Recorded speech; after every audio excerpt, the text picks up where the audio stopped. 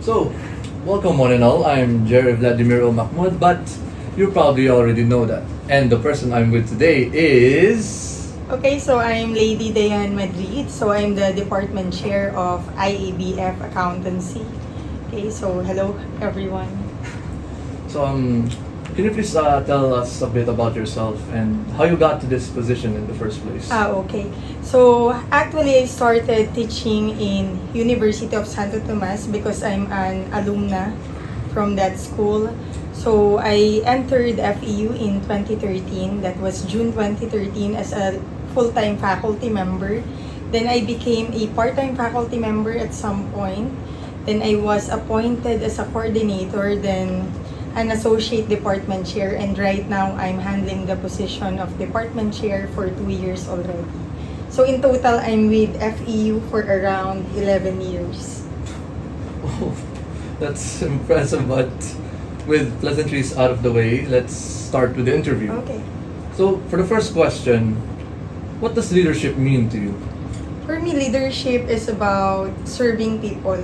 So maybe because of my training as a student leader, so I have to make sure that the service to the people that I'm handling would be the first thing that I have to do. So it's not about the position actually, because when you lead, there's a lot of responsibilities in it. And that's what makes it worthwhile, but of course difficult at the same time. On to the next. Could you describe the key actions and behaviors of the person you've experienced as your best leader? For me, the best leader, this is something that I always tell in my interviews, that there are two persons that I really look up when it comes to leadership. It is the CEO and chairwoman of KPMG Philippines, Ma'am Sharon Dayawan. I look up to her since I met her last 2018. So we have been in constant meetings, and I can say that the best quality that Ma'am Sharon has influenced me is the quality of showing up.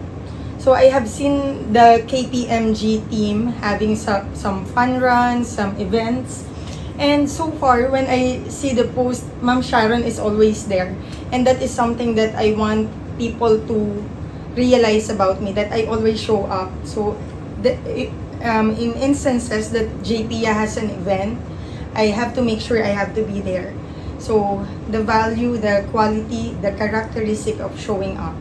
Then in the academe perspective, the people that I look up into is Sir Antonio Dayag.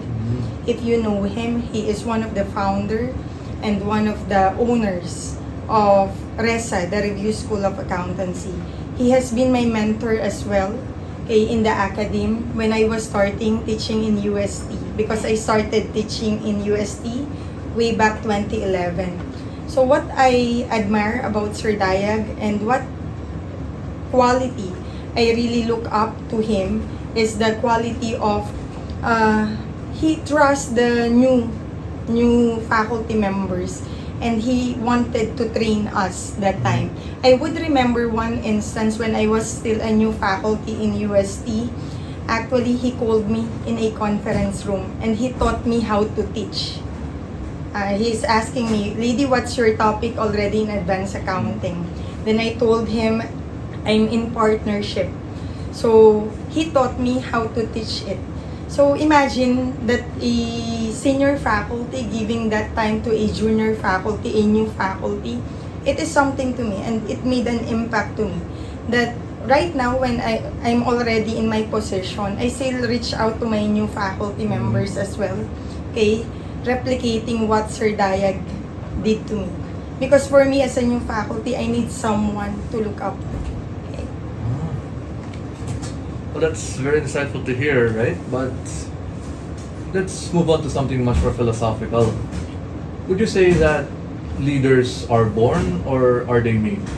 For me, leaders are really made. Okay? It's not really someone who is born as a leader. There's no such thing for me, in my opinion. Because in my situation, why did I become a leader? It's because of the environment that I was in. My sister was a student council president the time that I was studying in grade school. And because of that, I have someone to look up to. and I have the environment nourishing me to become a leader. So I think it's through the environment that I was into that I became a leader right now. So I think it is more of the leadership is something is made.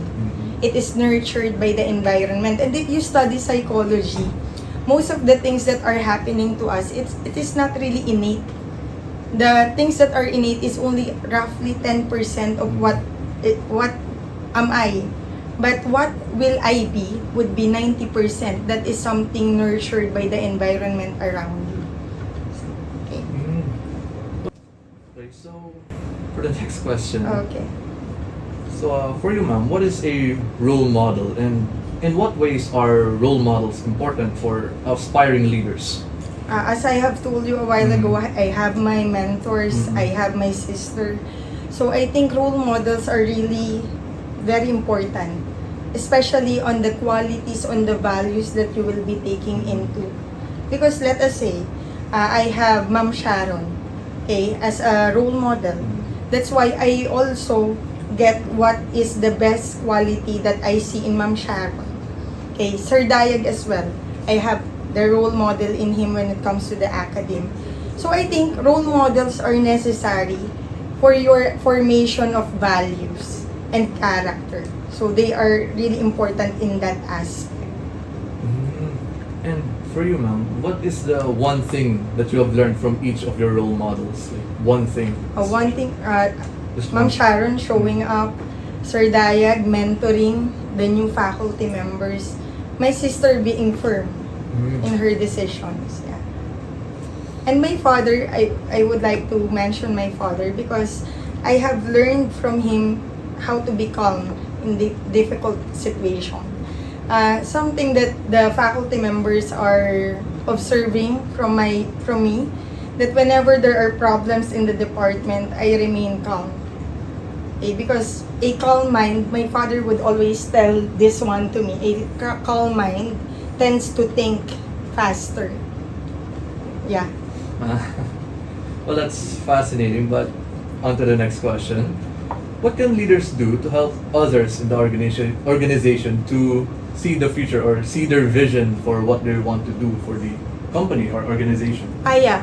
In my team, we have a team here, the accountancy team. I have Lawrence, Ariane, Jerome, and Sir Joy. So for them to see the vision of the team, actually we have a meeting every start of the week to revisit what are the goals of the team, what did we do wrong in a certain project, so that we will all learn. Not only me, not only them, but we will all learn. And we have to do an alignment of our tasks every week. We do that every Monday, usually, every start of the week. We do an alignment meeting. I think that is helpful so that everyone is in the direction.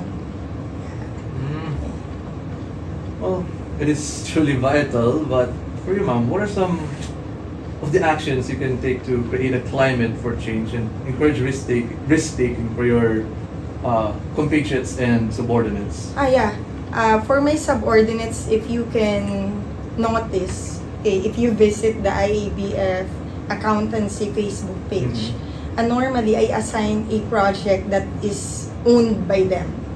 So if the project will fail, that's up to them.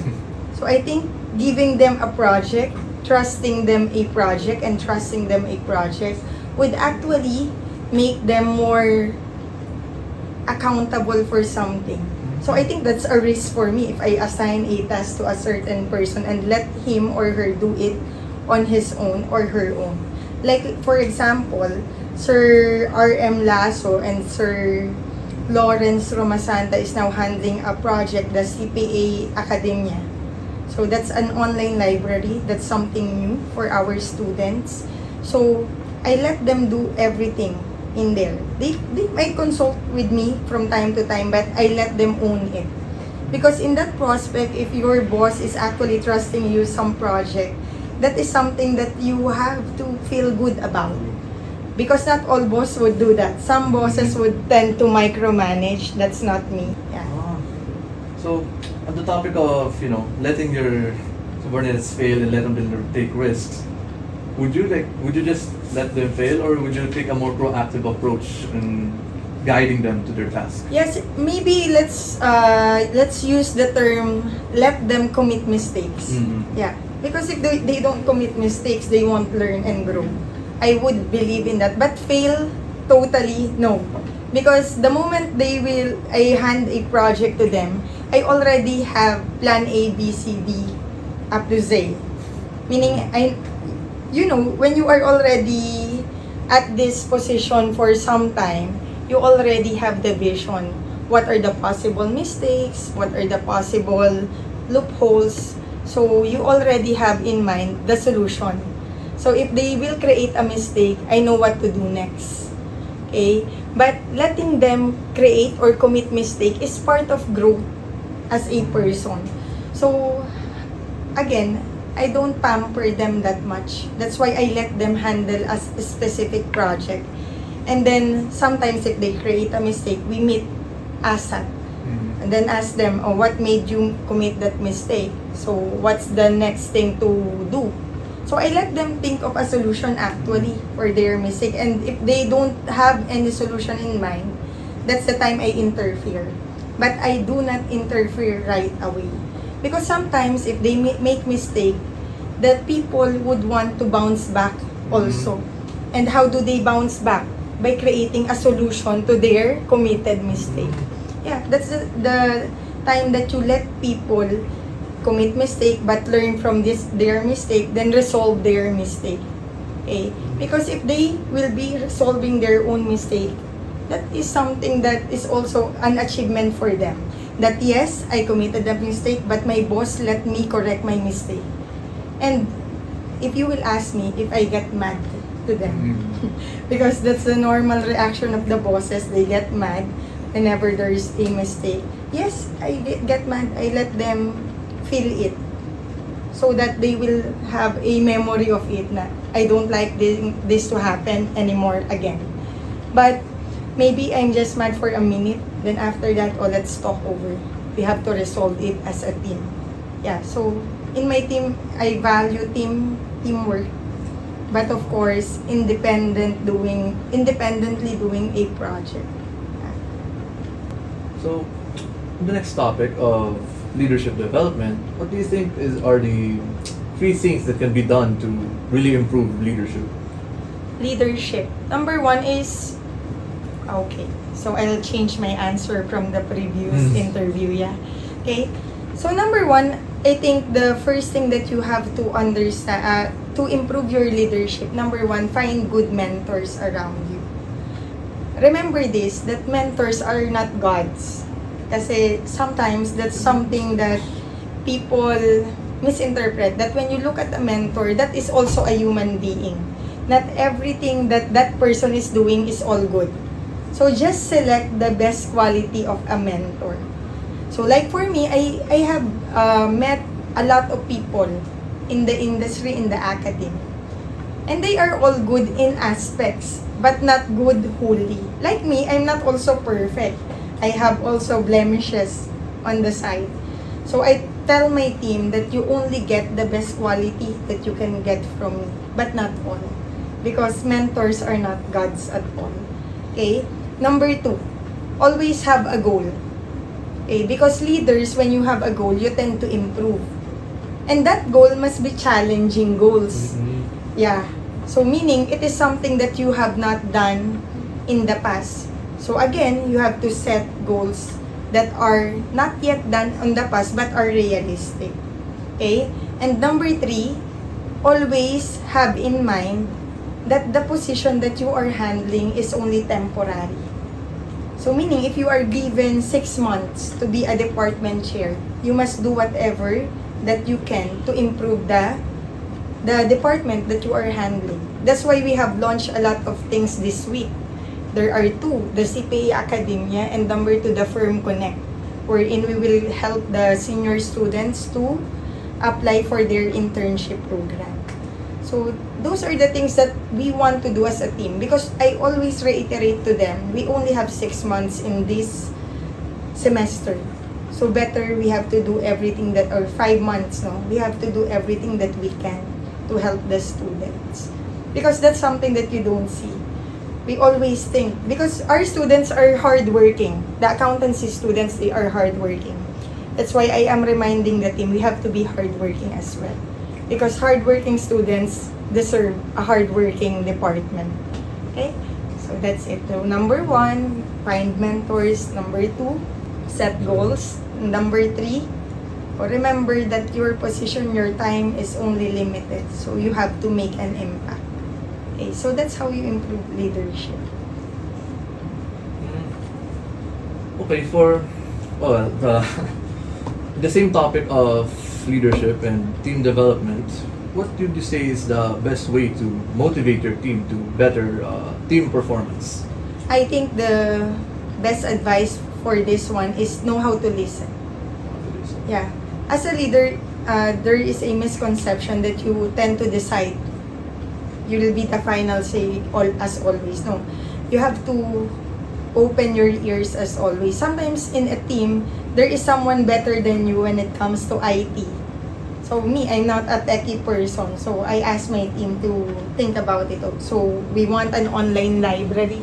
So how do we do that?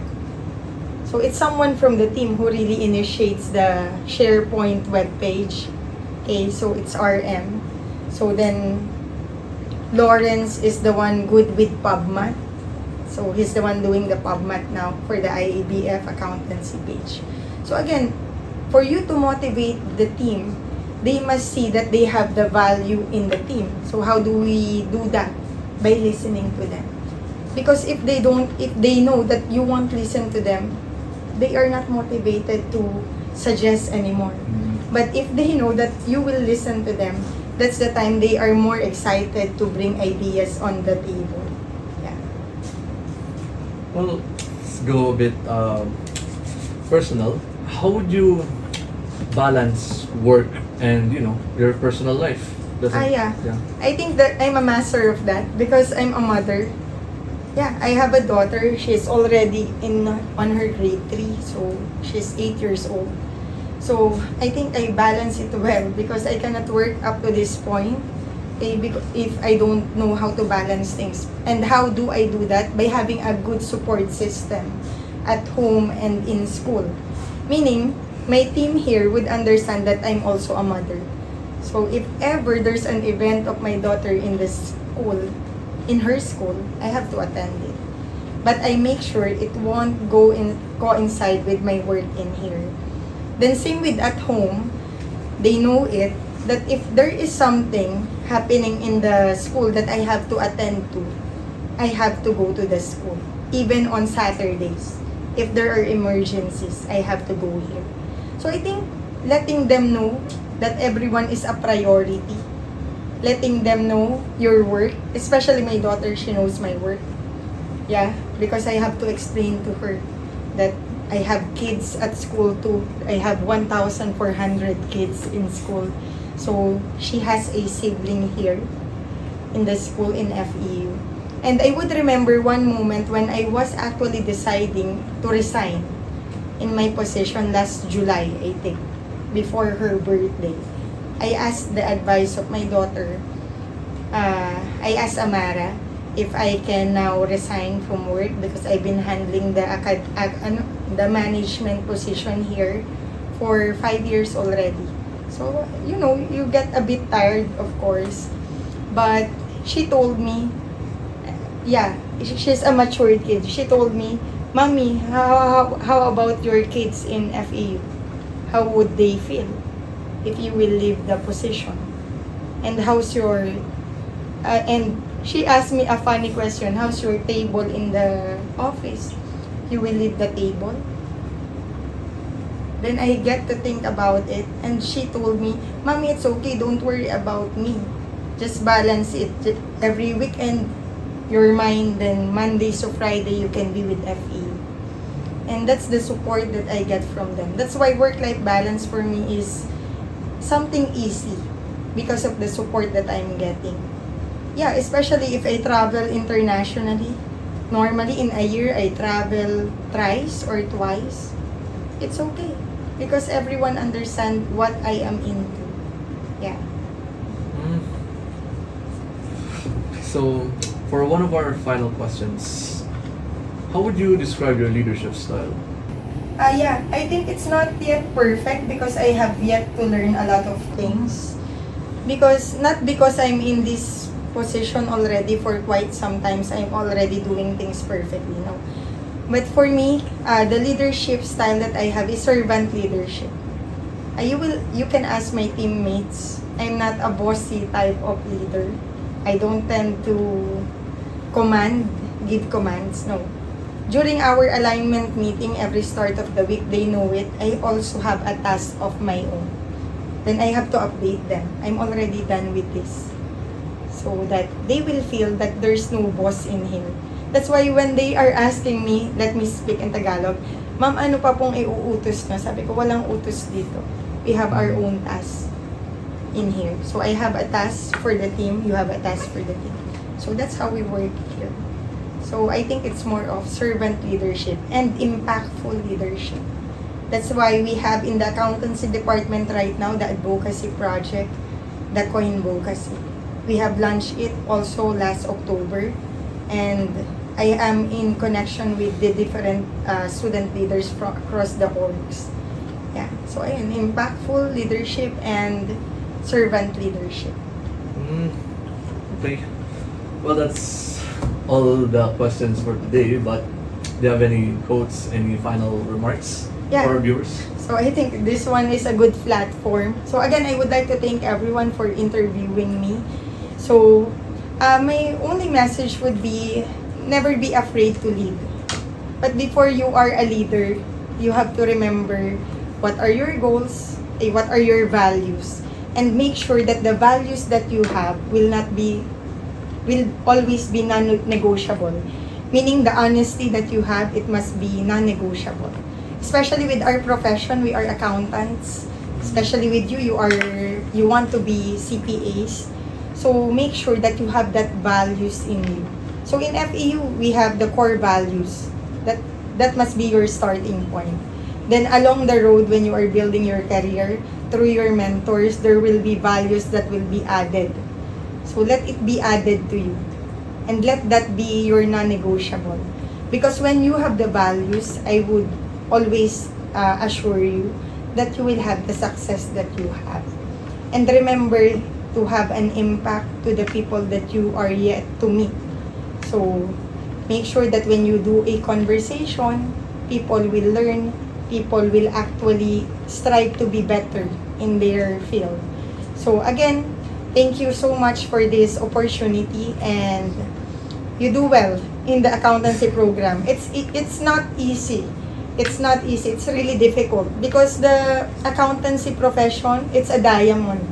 So you have to work hard for it. But remember, the department is not your enemy in here. Okay? We are ally. We are actually your ally in your CPA dream. So I hope you don't see us the devil in the FEU system. No. We are here to help you. But again, we are also here for you to realize what are your paths should be. So again, good luck with your coming quizzes and examinations. Yeah, and you can always come to my office. Yeah, I may look very firm, very stiff, very strict, but I'm also human. You can also talk to me. Yeah. Thank you so much. Well, thank you once again, Ma'am Lady, and that would be the that would signify the end of our interview. So, yeah, I'm Jerry Vladimir Macmod, signing off. Okay. Thank you.